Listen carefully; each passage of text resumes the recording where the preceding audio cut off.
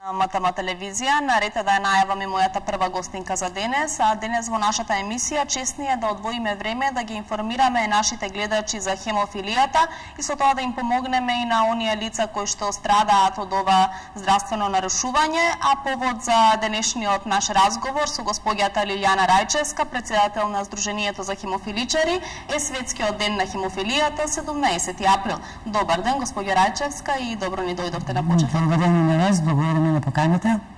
Така, секогаш сме отворени за вакви разговори, доколку можеме еве барем неколку минути во нашата емисија да помогнеме со тоа да се подигне свеста кај граѓаните во овој случај за хемофилијата.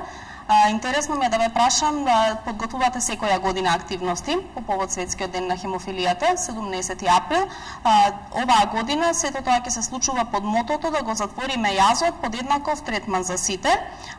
Сдруженијето за хемофиличари ќе го одбележи Светскиот ден на хемофилијата, меѓутоа со какви активности, ако може да ни откриете нешто повеќе? Активностите траат цела година, на самиот ден имаме еден собер, еден заедничко дружење на хемофиличари, семејства, лекари, институции кои што се грижат за нас во Порта Македонија.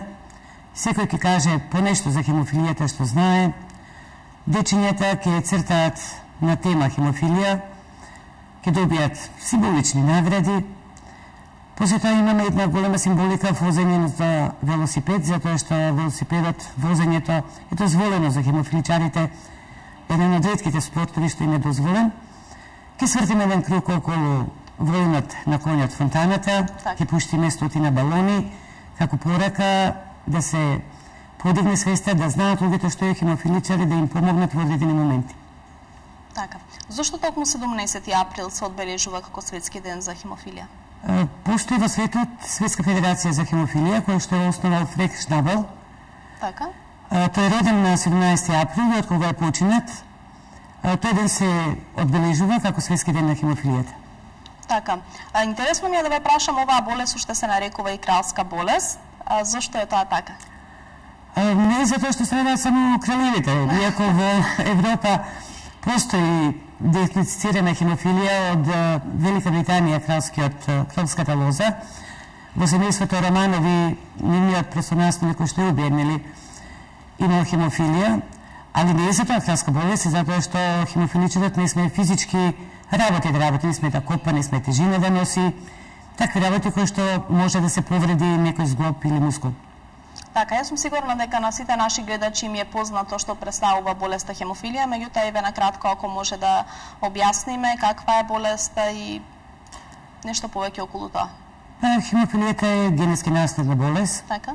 Може да се јави во семејства каде што имало хемофиличар, може да се јави во семејства каде што во неколку поколенија наназад не се знаело што е тоа хемофилија. Тоа е болест на коагулацијата на крвта, значи при крварење, дали надворешно или вратнишно, потешко се случува коагулација. Во хемофилијата најчесто крварењата се во зглобовите, што е најстрашното, затоа што тогаш при чести крварење се случува оштетување на зглобовите и доаѓа до деформитет. Постојат А и Б хемофилија и во двете хемофилии има тешка форма, средна форма и лесна мајорна форма на хемофилија. Нормално најтешка е тешката форма, каде што имаат многу низок фактор на коагулација и при секое удирање треба да примат фактор за коагулација за да престане тоа крварење. Во светот постојат, они се многу понапред од нас, многу држави, има и поназад. Децата претежно се на профилакса, тоа значи дека добиваат дали 2 пати, 3 пати неделно фактор за да можат по-нормално да живее. Кај нас исто имаме на профилакса дечиња со хемофилија А и возрастни со хемофилија Б кои што живеат многу по-нормален живот. Во хемофилијата исто има една компликација која што е многу тешка за контролирање. Тоа е хемофилија со инхибитори, каде што телото го отфрла фактора што го прима како непознат и тогаш има уште еден друг фактор кој што го добиваат тие хемофиличари со инхибитори, кај нив е малце потешко да се контролира тоа крварење и да се собре. Така. Да се навратиме нешто повеќе околу активностите кои што ќе ги спроведете на 17 април по повод Светскиот ден на хемофилија. Кажавте дека символично нели ќе се одбележи денот со пуштање на црвени балони, со возење велосипед околу фонтаната во центарот на градот. Меѓутоа, кои се други активности ќе се случуваат? Ќе има ли предавања од некои од страна на лекари? Да, ќе има, ќе бидат присутни лекарите кои што цела година се грижат за нас. Така. Основната грижа почнува секогаш на детска клиника, пошто тука се првите диагностицирања на хемофилијата за тие што нема семена диагноза, се случува нели модринка, крварење, па доаѓаат, значи ќе имаме доктор од детска клиника. Возрастните одат на клиника за хематологија, ќе имаме лекар од таму. Центарот за хемофилија постои веќе подолг период, од веќе 6 месеци има нови простори каде што хемофиличарот секогаш може да отиде за совет, да си направи редовна контрола, да се види дали има инхибитори, колку е инновативен факторот, да се подигне терапија. Значи ќе биде присутен раководителот на Центарот за хемофилија. Се надеваме дека ќе дојдат и од физикална терапија, затоа што за хемофиличарот е многу битно да има здрава мускулатура, а тоа се постигнува со вежбање, за да има здрави зглобови. Се надеваме дека ќе бидат присутни и доста личности од институциите, како што е Фонд за здравство, Министерство за здравство, Министерство за социјална политика, од владата на Република Македонија, кои што често им се обраќаме со молби за фактори, за тоа дека треба да добијат лицето со хемофилија и после 26 години посебен додаток, да не биде тоа привилегија за децата, пошто нашата хемофилија трае цел живот. Не е до 26-та година. Така. Дали секоја година спроведувате исти активности? Еве ние ќе можеме да погледнеме од режија доколку може да ни пуштат и фотографии од тоа како минатата година бил одбележан Светскиот ден на хемофилијата. Дали секоја година се случуваат едни исти активности? Па така се ово здружение постои скоро 2 години. Така. Минатата година учествувавме прв пат заедно со Центарот за хемофилија да направивме Светскиот ден кој што се одржа дел на Институтот за трансфузиологија, остатокот на площадот. Многу сум среќна што минатата година излегува многу луѓе на площадот што јавно се покажа дека имаат хемофилија, пошто кај нас во Македонија се уште владе некоја табу тема е хемофилијата. Луѓето не сакаат да се зборува дека имаат хемофилија, многу хемофиличари ден денеска кријат дека имаат хемофилија, знаат само потесното семејство, лекарите и домашните. Зошто е да така? Затоа што не беше позната хемофилијата што е тоа. Луѓето почетокот мислеа дека е заразна болест. Така, тоа мислам дека да го прашам, не е пренослива болест. Да, не е болест, пренослива, тоа е само пренослива генетски. Така. Али другите луѓе што доаѓаат во контакт со хемофиличарот нема никош да добијат хемофилија. Можда затоа што во минатото хемофиличарите не доја во војска. А тогаш имаше една стигма исто на народот дека ако не оди во војска, мажот е неспособен за многу работи. Можда сите тие причини довеле до тоа да се крие дека имаат хемофилија. Дека денеска веќе младите сосема отворено зборуваат дека се хемофиличари, нивните другари во училиште, на факултет, знаат дека имаат хемофилија, дури нивните девојки знаат дека се хемофиличари. Тоа се сосема нормални луѓе. Некогаш прифаќаат, некогаш не. Како родител на хемофиличар, не можем никогаш да обвинам некоја девојка ако го одбиете предизвик да има дечко, сопруг, хемофиличар. И колку ќе ги запознаете, тоа се нормални луѓе, интелигентни, многу од нив има завршен факултет, има малце проблем со вработување, пошто има потреба од чести отсуства од работа, немаат некои разбирање за нивните отсуства, како што немаат ни во училиште, ни на факултет, но се надеваме дека заеднички тоа ќе се надмине. Така, да се надеваме дека ќе се случи тоа. Еве кажавте нешто повеќе дека хемофилијата не е многу позната, не е многу јавноста не е запознаена многу со хемофилијата, а тоа непознавање со себе повлекува и многу проблеми во текот на секојдневниот живот на лицата кои што страдаат од оваа болест. На какви се проблеми наидуваат овие луѓе, освен еве неприфатеност од страна на некои? Да кажеме, почнувам со мало дете што оди во градинка. Така. Ако родителот каже дека има хемофилија, може да се случи да не биде примено во градинка. Во осмолетка нема многу неприфаќање од наставниот кадар, се е во ред. дури внимаваат, можем да кажем дека многу внимаваат на децата кои што се со хемофилија. Веќе во средно училиште, тога се децата поголеми, нели се случува бегање од часови, тогаш не им веруваат додека не се докаже, нели треба да отидеш да им кажеш, па после тоа веќе ќе добиеме некој разбирање за нивните отсуства, али пак не може да биде тотално, затоа што може една повреда да му направи недоаѓање на училиште и повеќе од 30 работни денови, што значи одење на класен испит. На факултет истото ни се случува да професорот не сака да му дозволи на хемофиличарот да полага тогаш колку може. Затоа што има на закажениот едни може да има крварење, да не може да дојде да полага, што е можда и оправдано од професорот, али ние имаме проблема, сакаме да се школуваме. Не сакаме да останеме неуки, затоа што сме нормални во мозокот. Имаме проблем со тоа што децата до 26 години примат посебен додаток по основна диагноза по тешко хронично заболување. На 26 години наеднаш престанува тој посебен додаток. Тоа е исто како да ни кажело веќе немате хемофилија, оздравевте. Не би биле среќни да се случи тоа, тогаш тие средства што ги добиваат ќе ги плаќаме ние до крајот на животот. А им се потребни, навистина им се потреби, пошто нивните движења се ограничени. Тие не може да одат долго пешки, понекогаш не можете во градски сообраќај, мора да одат со такси, и на клиника, и на факултет, и нивните излагања во град се држат со своите врсници, пак се поврзани со такси, тоа се додатни трошкови. Во моментот имаме подобреност во однос на тоа на третманот со хемофилијата. Имаме третман дома за хемофилија А и Б. Оставено е на самиот хемофиличар да се одлучи дали треба и кога треба да прими фактор. Има некои места каде што немаат, затоа се подалечни, понедуцирани, хемофиличари се трудиме да се едуцираат. Се уште немаме домашен третман за хемофилија со инхибитори. Препаратот е регистриран во Македонија за домашна потреба, се надеваме дека наскоро и тие 4 хемофиличари со инхибитори ќе добијат домашна терапија.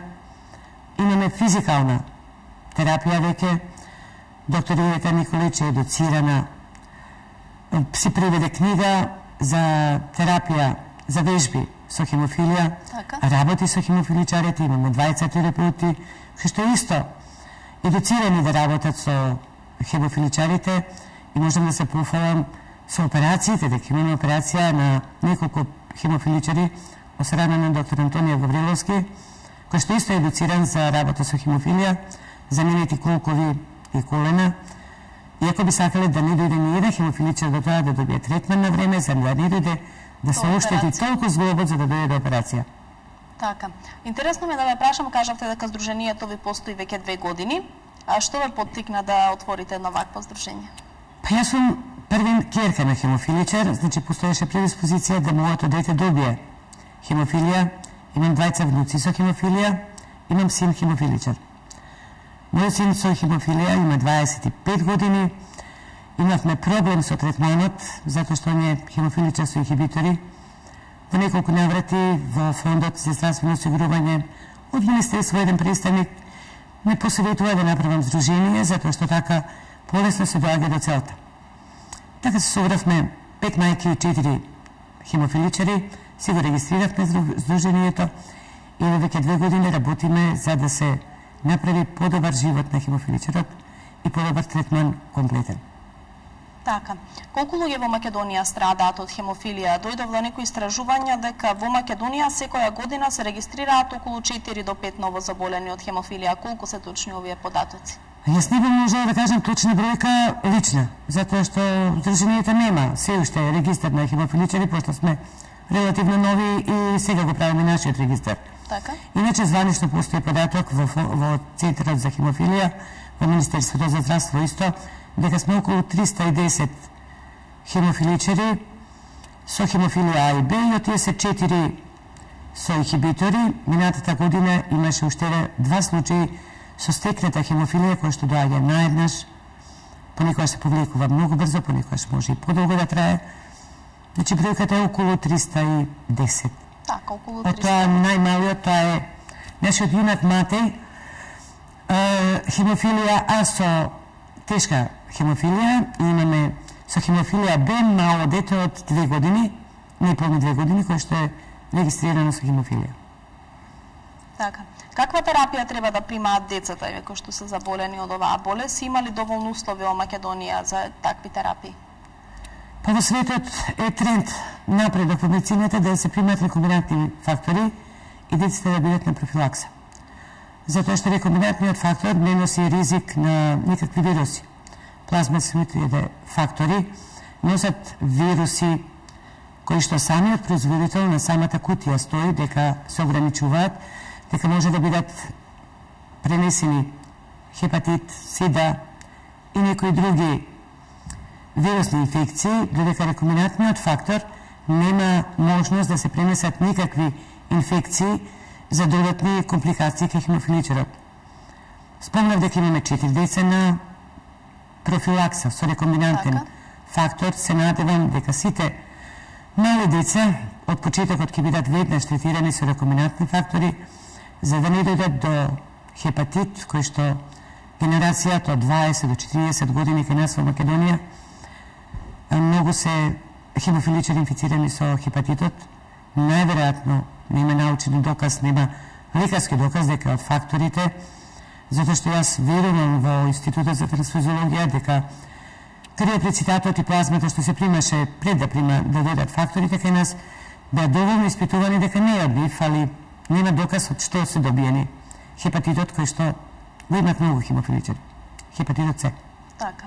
Еве моментално може да видиме и фотографии од тоа како поминало одбележувањето на денот на хемофилијата минатата година. На тоа на площадот. Така. Сите бевме облечени со црвени мајци на кои што стои логото на Светската федерација, на грбот на секоја мајчка, а на предната страна е знакот на нашето здружение. Ова се тројца хемофиличари, еден родител и една сестра. Јавно на площад. Фала им многу. Тоа се деца што ги знам од малечки, еден е син ми, еден е внук ми и уште еден хемофиличар што го знам од малечко. Така. Се интересираа ли луѓето еве додека се одржуваше, додека траа активностите на площадот? Се прашуваа ли што се случува, сакаа ли да помогнат? Да, прашуваа што е тоа хемофилија. Ние поделивме флаерчиња каде што имаше објаснување што е хемофилија. Да кажем дека многу луѓе веднаш почнуваа да го читаат, многу побараа мајци. Годинава и минатата година, пошто сме ограничени со средства, имавме можда доволно мајци за да поделиме на случајните минувачи. Се надеваме дека со години, како што поминуваат многу луѓе ќе не сватат и ќе имаме поголема донација, така да можеме еден ден да делиме на секој минувач кој што би сакал да облече денте таа мајца, да покаже дека е со нас. Така, ова е поканата за одбележување на денот на хемофилијата во среда. Значи овде стои дека јас не ја избрав хемофилијата, таа не избра мене. На македонски, на албански, затоа што во Македонија има голема популација на албанската народност која што има хемофилија, и на англиски јазик. Така, за да можат да разберат сите. А што би апелирале вие до сите наши гледачи и до сите граѓани на Република Македонија, како да ги прифатат и како да им пружат помош на лицата кои што страдаат од хемофилија? Па би сакал да им кажем дека хемофилијата не е заразна, немојте да се плашите дека ќе ве заразат.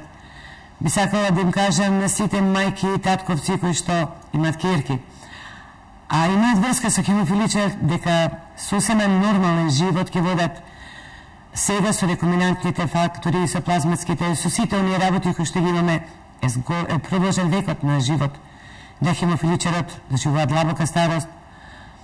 Би сакала да им кажам на сите професори, на сите работодавци, дека хемофиличарот е нормално развиена личност со надпросечна понекогаш интелигентност, кој што може да работи секаде, каде што е едуциран за такво нешто, да им помогне да завршат средно образование и факултет, да ги примат во својата средина. Им апелирам до институциите да ни веруваат дека имаме потреба од фактор, се случува моменти кога немаат.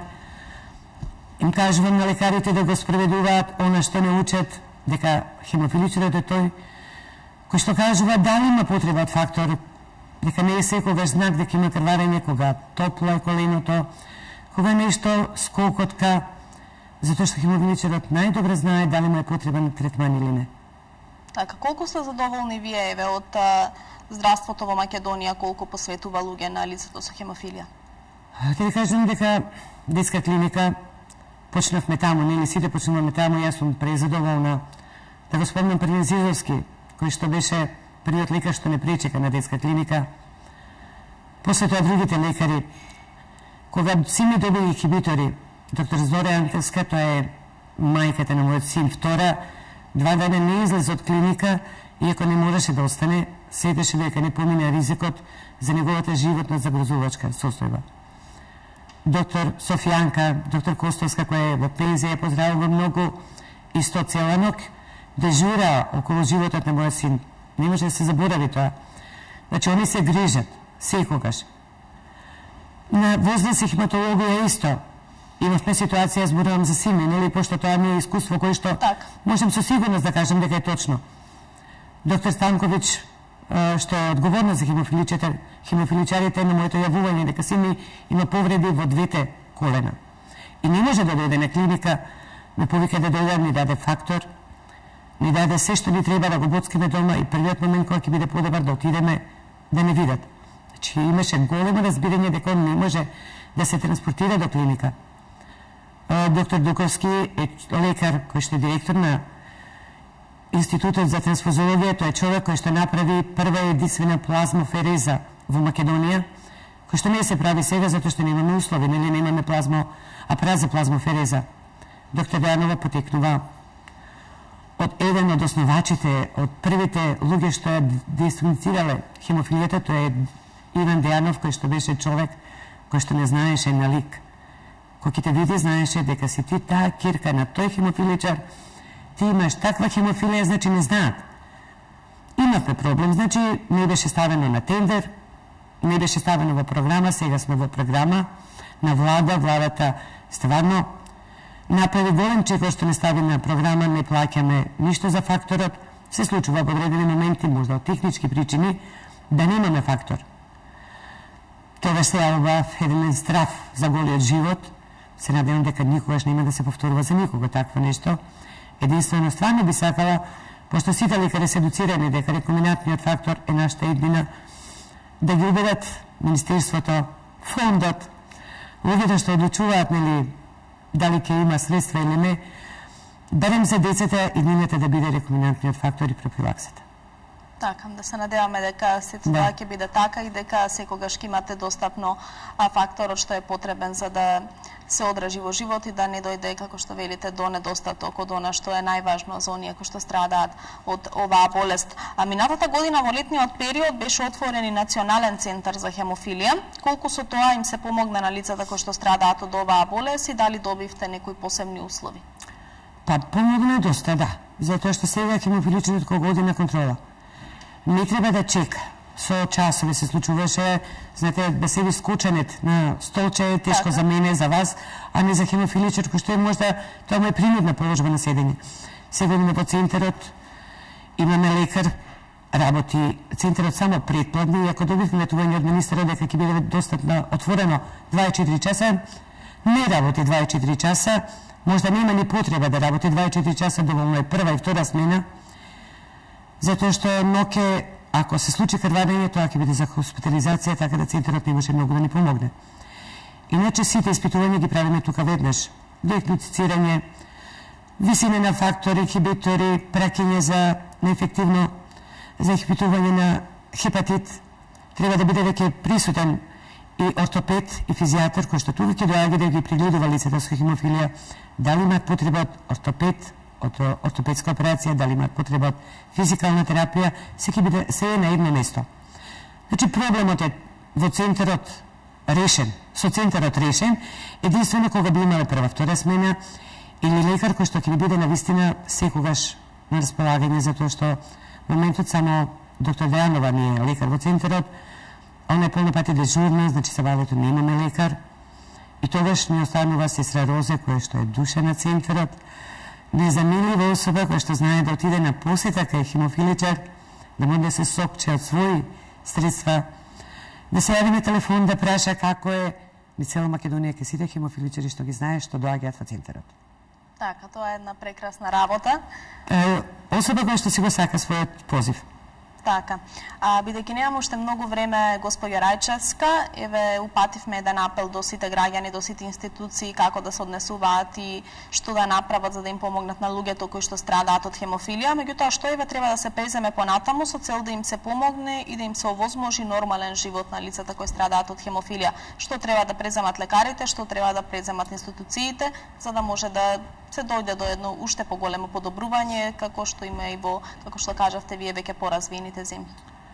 Па за да имаат понормален живот, требаме децата да не дојдат до инвалидитет. Профилакс е рекомендантен за да не добијат и хепатит. За оние веќе што добија хепатит, а си на лечење, пошто многу див нормално дека мора да го излечат тој хепатит, после тоа би требало пак да се даде рекомендантен за да не дојде повторно можноста да добијат хепатит С. Од нив, да не кажам повеќе, али 50% имаат инвалидитет. Им треба работно место на кое што можат да одговорат на својот позив, да имаат работа со седење, нели, не бараме милостина, не бараме да бидат вработени, само да бидат вработени. Они може да работат. Само да си има разбирање до нив, за нивната состојба, дека никогаш не може да дојде затоа што не може да оди. Да имаме веќе и некоја разговарање со јавни паркинзи да не плаќаат за влез во клиника, пошто не често одат на клиника. Така. Значи тоа веќе оптеретување на семејниот буџет, влез, излез со такси, плаќаш и паркинг, кој што го немаш. Најверојатно ќе добиеме од јавни паркинзи да не плаќаме паркинг на клиника, да не плаќаме и ни цело Скопје. Затоа што нормално треба да живее хемофиличарот, не да оди само на клиника. Така. Да го добиеме факторот за домашна терапија, да добиеме еден водич на хемофилија, каде што, као што има во светот, во Србија, во Бугарија веќе многу се употребува, каде што пациентот е должен на 3 месеци да дојде во центарот за хемофилија, да ги направи сите контроли и тогаш му се одредува колку терапија на него му треба. Дали ќе добива неделно, дали ќе добива по удар, само по потреба го одлучува лекарот во центарот и секогаш со рецепта си ја зимаат терапијата во аптека или им се дава во центарот и се ја чуваат дома во фриждер. Кога тоа би го добиле, би живееле многу понормален живот, би можеле да се вклучат во многу работи редовно. Да може да отидат и на својата матурска, и на дипломска, и на редовно училиште, и на пливање, кое што е многу потребно за нивните злобови. Така. Каква е ситуацијата еве во другите држави во однос на вработувањето? Имаат ли некои посебни институции или им се давали, еве, како што кажувате вие, вработување, па да можат да отсуствуваат и подолго време? Мислам дека само во Америка, пошто немам контакти многу, нели многу кратко време постои нашето здружение. Среден хемофиличар од една држава, сега во моментот не можам да сетам која, решиме вработувањето на хемофиличарот во јавна установа, Така. кај е претежно во администрацијата на војската. Значи работат во војска, усвари не се војни лица, нити биле во војска некогаш, работат административни работи и имаат разбирање за нивните недоаѓање на работа. Во Англија мислам дека до некаде го имаат решено тој проблема, најмногу е во Шведска комплетно, хемофиличарот заштитен и со рекомендантни фактори, и со домашни терапии, и со профилакси, со физикална, со се. Така, што? Само можем да кажем дека има земји каде што навистина немаат ни плазматски фактори, а не рекомендантни. Има земји каде што се уште добиваат криоплазма. Само желбата на секој човек, поединец во животот, како што се трудиме, така и во хемофилијата сакаме да одиме напред. Никој од нас не сака да се врати назад. Секако. Бидејќи немам уште многу време, господја Рајчевска, јас ќе ви заблагодарам за вашето гостување, ќе ви посакам многу успех и со вашето здружение и понатаму нели секое добро со справување со болеста. Се надевам дека ќе се подобрат условите, дека и ве како што кажавте ќе добиете ако не друго барем бесплатен паркинг, а дали веќе имате можеби поднесено барање како што кажавте во другите земји како што има обезбедено вработување, имате ли некои барања од еве до институциите во Македонија? Се уште не. Затоа што стварно малку време постои, али можем да пофалам штул. Така. Факултетот ќе заборавев затоа што на штул нашите хемофиличари може да студираат без партиципација. Добиваат стипендија која што го покрива нивното школување. на нашиот државен универзитет исто така хемофиличарот е ослободен од партиципација за школување. Им благодарам на двете институции. Така, се надеваме дека ете тоа ќе се случи во останатите институции, во останатите универзитети, барем да добијат неко олеснување лицата кои што страдаат од хемофилија. Ви благодарам на поканата, се надевам дека ќе бидете со нас и понатака. Секако. И дека ќе дојдете на нашиот ден. Така, ви благодарам и на вас, госпоѓа Рајчевска, за гостувањето. Заедно ќе го одбележиме 17 април, Светскиот ден на хемофилијата. Повеќе околу тоа како ќе помине самиот настан и активностите, ќе може да проследите веќе во среда на 17 април. Почитувани гледачи, вие останете со нас. Во продолжение следува еден краток рекламен блок, па продолжуваме понатаму с уште интересни содржини.